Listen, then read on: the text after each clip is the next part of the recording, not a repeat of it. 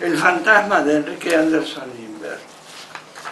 Se dio cuenta de que acababa de morirse cuando vio que su propio cuerpo, como si no fuera el suyo, sino el de un doble, se desplomaba sobre la silla y la arrastraba en la caída.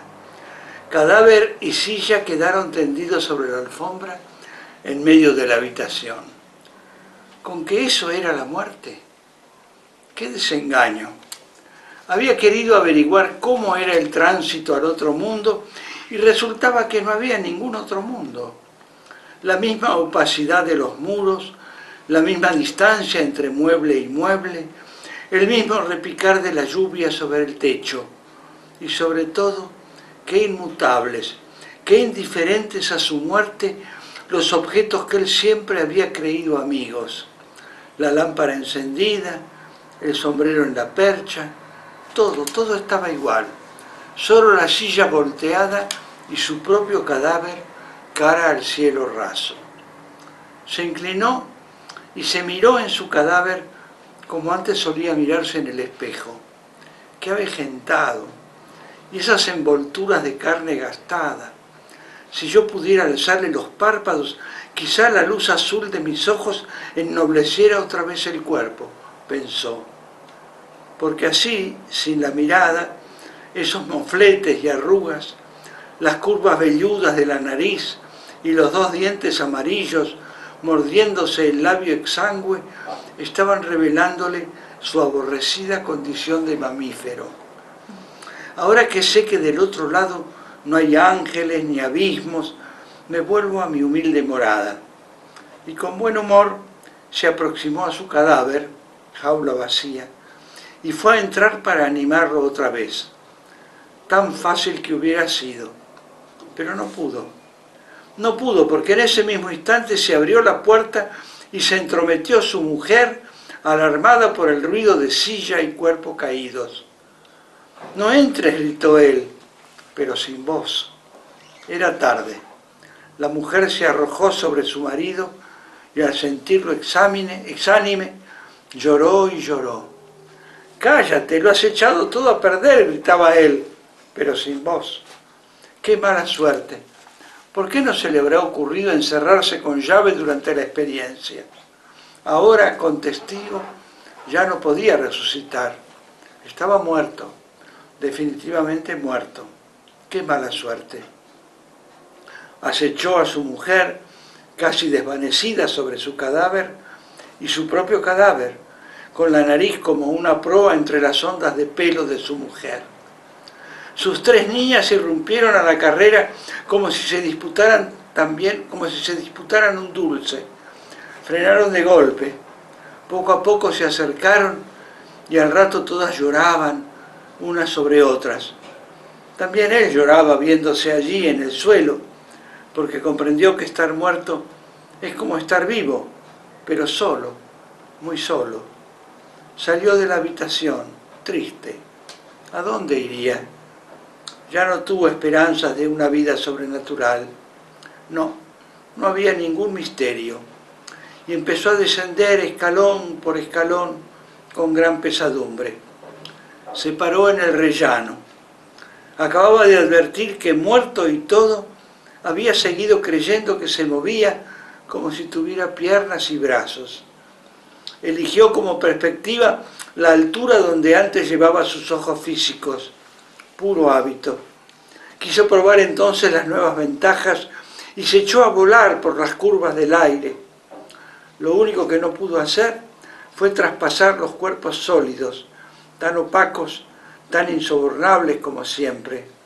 Chocaba contra ellos. No es que le doliera, simplemente no podía atravesarlos. Puertas, ventanas, pasadizos, todos los canales que abre el hombre a su actividad seguían imponiendo direcciones a sus revoloteos. Pudo colarse por el ojo de una cerradura, pero a duras penas.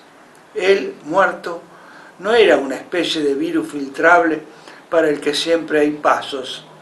Solo podía penetrar por endijas que los hombres descubren a simple vista. ¿Tendría ahora el tamaño de una pupila de ojo? Sin embargo, Se sentía como cuando vivo, invisible, sí, pero no incorpóreo. No quiso volar más y bajó a retomar sobre el suelo su estatura de hombre.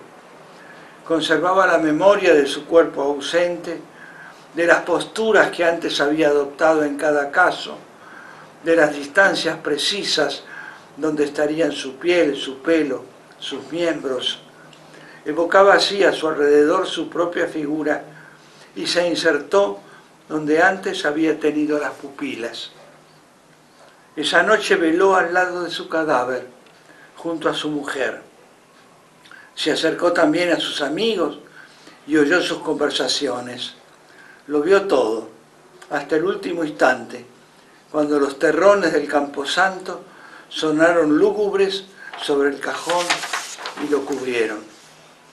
Él había sido toda su vida un hombre doméstico, de su oficina a casa, de casa a su oficina, y nada fuera de su mujer y sus hijas. No tuvo pues tentaciones de viajar al estómago de la ballena o de recorrer el gran hormiguero. Prefirió hacer como se sentaba en el viejo sillón y gozar de la paz de los suyos. Pronto se resignó a no poder comunicarles ningún signo de su presencia. Le bastaba con que su mujer alzara los ojos y mirase su retrato en lo alto de la pared. A veces se lamentó de no encontrarse en sus paseos con otro muerto siquiera para cambiar impresiones, pero no se aburría. Acompañaba a su mujer a todas partes e iba al cine con las niñas. En el invierno su mujer cayó enferma y él deseó que se muriera. Tenía la esperanza de que al morir el alma de ella vendría a hacerle compañía. Y se murió su mujer, pero su alma fue tan invisible para él como para las huérfanas. Quedó otra vez solo, más solo aún, puesto que ya no pudo ver a su mujer. Se consoló con el presentimiento de que el alma de ella estaba a su lado, contemplando también a las hijas comunes. ¿Se daría cuenta su mujer de que él estaba allí? Sí, claro, qué duda había. Era tan natural. Hasta que un día tuvo por primera vez desde que estaba muerto esa sensación de más allá, de misterio, que tantas veces lo había sobrecogido cuando vivo. ¿Y si toda la casa estuviera poblada de sombras de lejanos parientes, de amigos olvidados, de fisgones que divertían su eternidad espiando a las huérfanas? Se estremeció de disgusto, como si hubiera metido la mano en una cueva de gusanos. Almas, almas, centenares de almas extrañas deslizándose unas encima de otras, ciegas entre sí, pero con sus maliciosos ojos abiertos al aire que respiraban sus hijas. Nunca pudo recobrarse de esa sospecha, aunque con el tiempo consiguió despreocuparse. ¿Qué iba a hacer? Su cuñada había recogido a las huérfanas. Allí se sintió otra vez en su hogar, y pasaron los años, y vio morir solteras, una tras otra, a sus 3 hijas. Se apagó así, para siempre, ese fuego de la carne que en otras familias más abundantes va extendiéndose como un incendio en el campo. Pero él sabía que en lo invisible de la muerte su familia seguía triunfando, que todos, por el gusto de adivinarse juntos, habitaban la misma casa, prendidos a su cuñada como náufragos al último leño. También murió su cuñada. Se acercó al ataúd donde la velaban. Miró su rostro, que todavía se ofrecía como un espejo al misterio, y sollozó. Solo, solo, qué solo. Ya no había nadie en el mundo de los vivos que los atrajera a todos con la fuerza del cariño. Ya no había posibilidades de citarse en un punto del universo. Ya no había esperanzas. Allí, entre los cirios en llamas, debían de estar las almas de su mujer y de sus hijas. Les dijo adiós, sabiendo que no podían oírlo, salió al patio y voló noche arriba. Perfecto. Es un cuento perfecto. Maestro Te Requeni. traigo, sin haber leído esto, te traigo el que escribí yo. Bueno, tráelo. Maestro Antonio Requeni, cuéntenos para la audiencia quién fue Máximo Inver. ¿Quién fue Máximo? Máximo Inver, el escritor de este cuento. No, fue Enrique Anderson Inver. Anderson Inver, perdón. Anderson Inver, claro.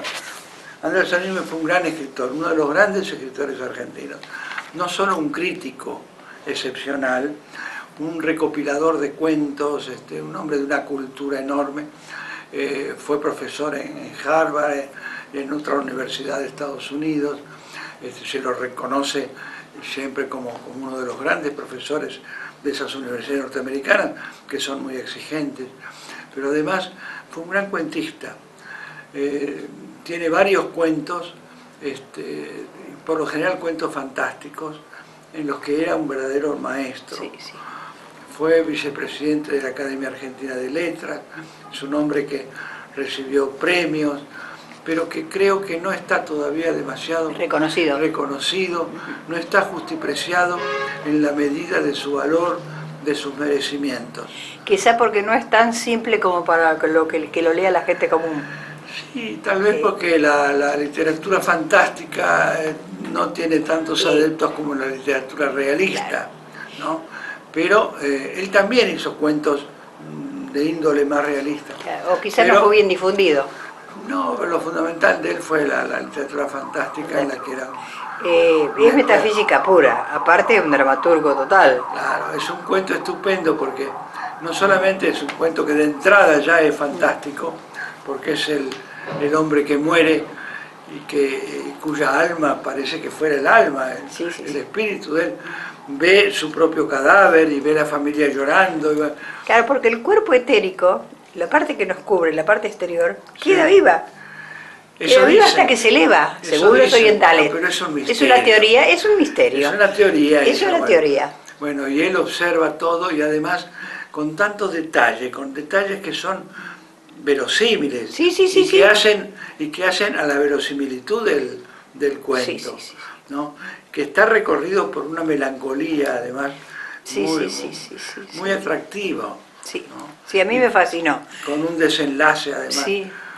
Porque él vive, ese espíritu vive comunicándose, o por lo menos no se comunica en realidad, no hay un diálogo, pero sí hay una comunicación con los seres vivos, con los seres vivos que él quiso en vida. Y cuando esos seres vivos también mueren, ya no tiene con quién. Claro. Yo con mi experiencia le puedo decir que los segundos que estuve muerta, que realmente me veía. Así, yo estaba en una cunita, muy chiquita, y me veía de arriba cómo estaba y quería subir porque me esperaba mi abuela. Yo veía a mis seres queridos. Y ella me empujó, en un momento dado había una luz maravillosa, y una música y unas flores que jamás volví a ver. No he visto nunca flores iguales. Ella me empujó y me hizo ver cómo llevar a mis padres. Y yo tuve que hacer muchísima fuerza para regresar. Pero bueno, yo nunca tuve esa experiencia, por suerte. No, porque se le va totalmente el miedo a la muerte. Sí, bueno, pero yo preferiría no tener la experiencia de la muerte y que dolorosamente la voy a tener y cada vez uno se va acercando más. Ah, que pasen muchos años, años. Sí, pero uno desde que nace empieza a morir. Claro, sí, lógicamente. Uno a medida que pasan los días, son días que van quedando atrás y uno está más cerca de ese final. Que es tan misterioso. Dicen que cuando se nace ya la criatura nace con 9 meses de gestación, es que ya tiene edad. Sí, claro. Ya tiene edad. Empieza a morir, eso puede durar 40, 50, 90 años. Claro. Pero bueno, pero empieza a morir. Sí, cierto es. Pero yo no quisiera tener esa experiencia, no quisiera saber qué pasa después. Bueno, nosotros lo queremos tener. Hay una curiosidad, sí. Claro. Hay curiosidad por saber si después hay vida, y de alguna manera de vida, alguna forma de... Y se dicen muchas cosas, nadie lo sabe, porque debe ser muy lindo, nadie vuelve. No, pero yo pienso que es la nada, es como antes de nacer. Como antes de nacer nosotros... ¿O no será que los recuerdos se diluyen? No teníamos conciencia, no teníamos recuerdos, antes de nacer era la nada. Y la muerte es la nada horizontal, ¿no? ¿Nunca le ocurrió ir a un lugar y saber que estuvo en ese lugar y no estuvo nunca. ¿Nunca Bueno, le eso pasó? en los sueños. No, pero en la En realidad. algún sueño. En la realidad no. No. Puede sí ser que haya estado en algún sitio, que lo haya soñado o que Claro. haya leído mucho sobre ese Claro. sitio. O ver una persona Entonces, sí, pienso, bueno, esto lo reconozco. Claro. Lo reconozco porque porque había leído sobre esto, porque me habían contado, Claro. o porque lo había soñado. Pero Eso tampoco sí. vio una persona nunca y dijo, la conozco y no la conocía. ¿No le ha pasado? Sí, me ha pasado de gente que me dijo a mí, ahora que yo conociera a otra persona, Claro. en fin, que la viera y la reconociera, digamos así, no recuerdo. No recuerdo. No recuerdo. Preste atención porque va a ver qué le va a pasar. Bueno, yo agradezco al maestro Requeni esta pequeña charla que ustedes van a ver, un ser maravilloso, un gran poeta, reconocido mundialmente, aunque él es tan humilde que no quiere que se sepa. Todo el mérito de esto es de Anderson Inver.